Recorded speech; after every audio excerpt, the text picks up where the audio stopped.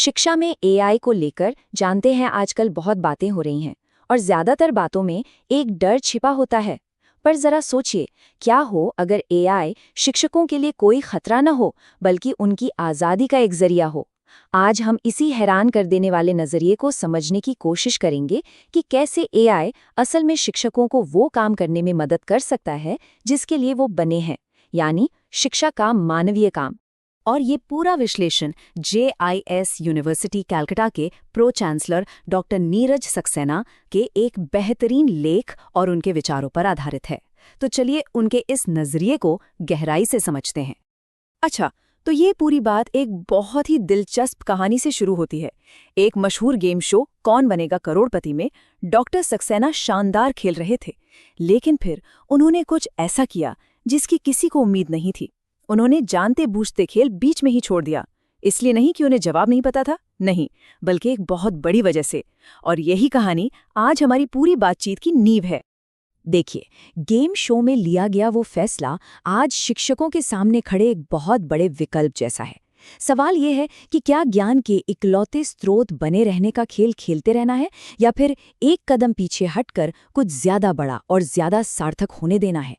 चलिए एक कड़वी सच्चाई का सामना करते हैं जिसे हम सब कहीं ना कहीं महसूस तो करते ही हैं।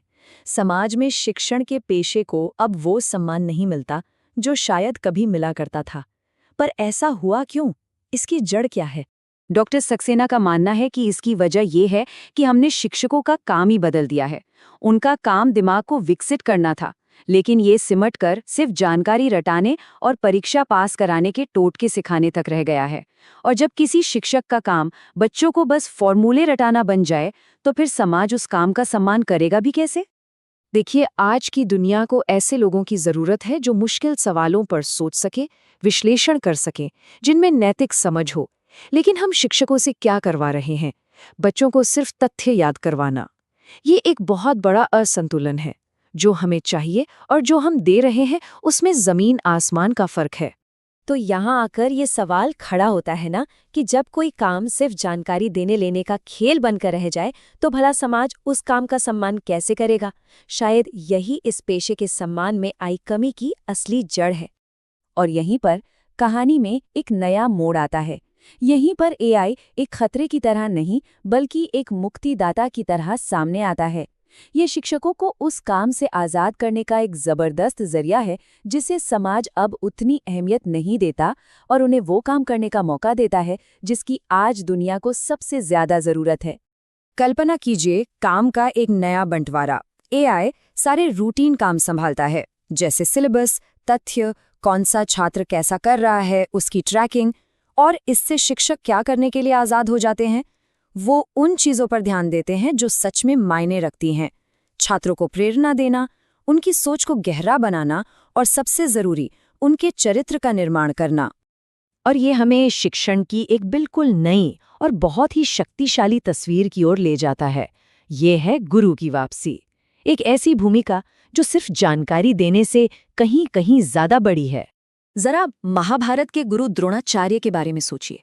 वो कोई लेक्चर नहीं दे रहे थे, वो अपने शिष्यों को अभ्यास करते हुए देखते थे और बिल्कुल सही समय पर आकर उन्हें टोकते थे, उन्हें चुनौती देते थे। या फिर ऋषि वशिष्ठ के बारे में सोचिए, जिन्होंने भगवान राम को बातचीत और सवालों के जरिए तैयार किया। यही तो गुरु की असली भूमिका है, एक संरक्षक की, लेक्चरर की नहीं। देखिए, पिछले लगभग 200 सालों से शिक्षक की भूमिका एक तरह से मंच पर खड़े कलाकार जैसी रही है, जो सामने बैठी भीड़ को एक तरफा जानकारी देता है। लेकिन एआई के आने से ये भूमिका पूरी तरह बदल जाती है। शिक्षक अब मंच से उतरकर क्लासरूम में पीछे खड़ा एक मार्गदर्शक बन जाता है, जो हर एक छात्र को व्यक्तिगत रूप से देखता है, समझता है और उसकी मदद करता है। चलिए इसे एक असली क्लासरूम में महसूस करते हैं। छात्र एआई ट्यूटर के साथ अपनी अपनी समस्याओं पर काम कर रहे हैं। शिक्षक क्लास में घूम रहे हैं, देख रहे हैं, सुन रहे हैं। वो देखते हैं कि प्रिया ने अपना काम जल्दी खत्म कर लिया, तो वो उसके सामने एक नैतिक सवाल रख देते हैं। फिर वो देखते हैं कि राहुल को फॉर्मूला तो पता है, पर वो अटका हुआ है। क्यों? क्योंकि उसे खुद पर भरोसा नहीं है। शिक्षक उसके पास जाते हैं और उसके आत्मविश्वास पर काम करते हैं। ये वो काम है जो एआई कभी नहीं कर सकता। तो सबसे बड़ा बदलाव क्या है? शिक्षक की भूमिका सूचना के विशेषज्ञ से बदलकर विवेक के मार्गदर्शक की हो रही है। सोचिए, जब छात्रों को सारी सही जानकारी एआई से मिली जाएगी, तो वो शिक्षक के पास किस लिए आएंगे? वो आएंगे उस चीज के लिए जो जानकारी से भी बढ़कर है, विवेक, सही नजरिया और प्रेरणा। तो आज हम सब एक चौराहे पे खड़े हैं।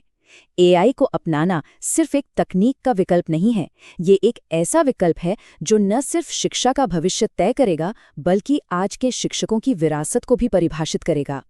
ये एक बहुत बहुत शक्तिशाली बात है। एआई अच्छे शिक्षकों के लिए खतरा है ही नहीं। एआई तो सिर्फ उस तरह की पढ़ाई के लिए खतरा है जो केवल जानकारी रटाने पर टिकी है। और सच कहूं तो शायद शिक्षा को इसी की जरूरत भी है।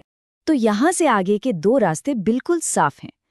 पहला रास्ता है पुरानी भूमिका से चिपके रहना और धीरे धीरे अप्रासंगिक हो जाना, मतलब बेकार हो जाना।